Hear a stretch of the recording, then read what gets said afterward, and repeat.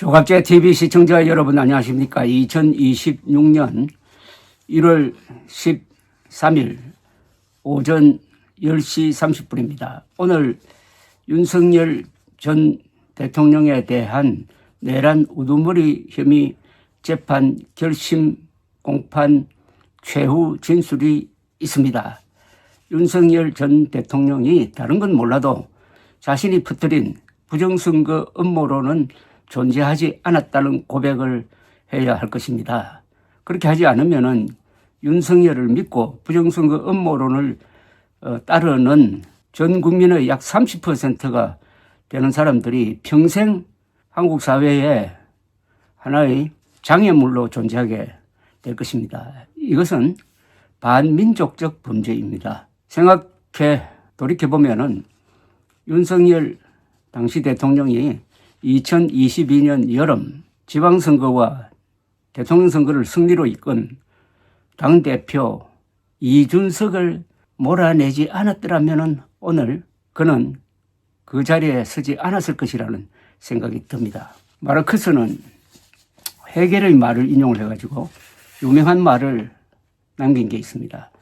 역사는 반복된다. 한 번은 비극으로, 두 번째는 희극으로 라고 했습니다.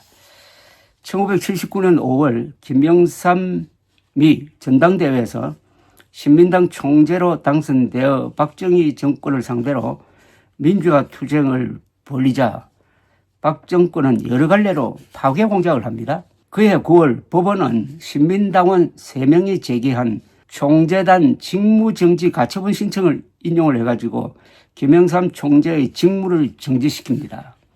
이에 반발한 김영삼이 뉴욕타임스와 기자회견을 하자 박 정권은 그 내용을 문제 삼아 김영삼 의원을 국회에서 제명해버리고 말았습니다. 이게 1979년 10월 4일의 일이었습니다. 그 12일 뒤 그의 정치적 고향 부산에서 밀란에 가까운 대규모 시위가 일어났고 부산에 비상계엄령이 내렸으며 김재규 정보부장이 현장을 시찰해가지고 민심이 떠났다고 판단 10월 26일 저녁 유신의 심장 박정희를 야수의 마음으로 쏘았습니다.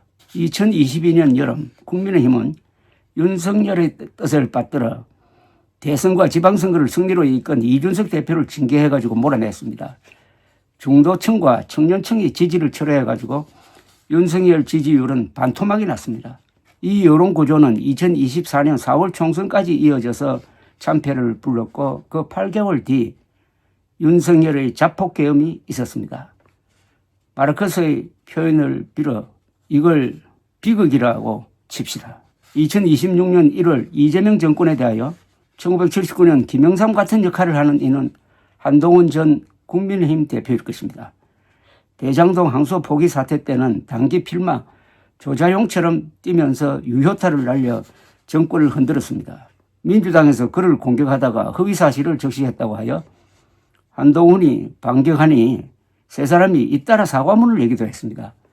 정성호, 박범계, 조국 전 현직 법무장관을 상대로 공개 토론을 제안했지만 다 한동훈을 피했습니다. 장동혁과 국힘당 당권파는 당원이기도 한 한동훈의 이런 활약을 밀어줄 생각 대신에 냉담한 태도를 취했습니다.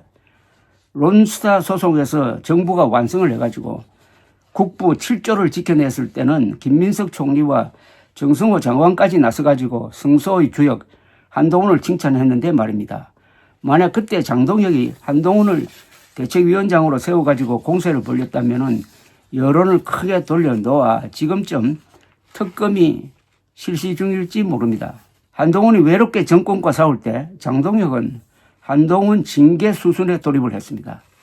윤석열파, 즉 부정선거 음모론, 계엄 옹호론자가 칼잡이로 등장해가지고 엉뚱한 사람이 쓴 글을 한동훈 장인이 쓴 것처럼 조작해가지고 발표하기도 했습니다. 한동훈이 명예훼손으로 고소하자 이 음모론자는 맞다, 내가 알면서 조작했다, 그래야 반론이 나올 것 아닌가라는 취지의 자백까지 했습니다. 장동혁은 2024년 가을에는 문제가 안 된다면서 언론에 한동훈을 변호하고 다녔던 사람입니다.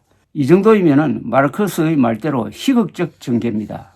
첫 번째 역사 반복이 비극적인 것은 이준석 몰아내는 쪽에 섰던 세 사람 중 두 사람은 감옥에 있고 다른 한 사람은 이 세상에 없다는 사실입니다. 박정희, 윤석열의 몰락을 부른 두 징계 사건과 앞으로 전개될 한동훈 징계가 어떻게 다른 궤적 또는 같은 궤적을 그릴지 지켜보는 재미도 만만치 않을 것 같습니다.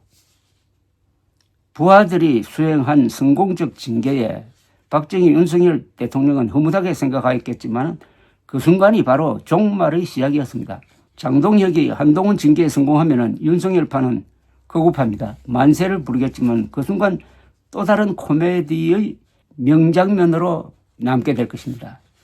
윤석열은 계엄으로 대선을 말아먹어 이재명을 대통령으로 만들었고 장동혁은 그 윤석열을 이어받아가지고 극우 윤호개인 노선으로 민주당의 지방선거 승리에 크게 기여할 것 같습니다.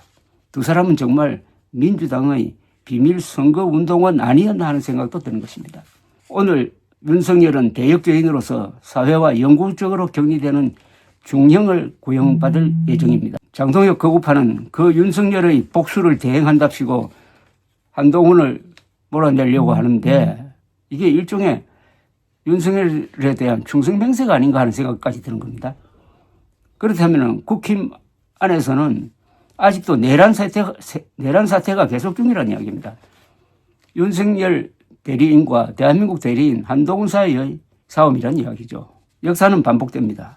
첫 번째는 비극으로, 두 번째는 희극으로. 셰익스피어의 말대로 인생 자체가 연극이고 정치는 연극 중에 연극입니다. 감사합니다.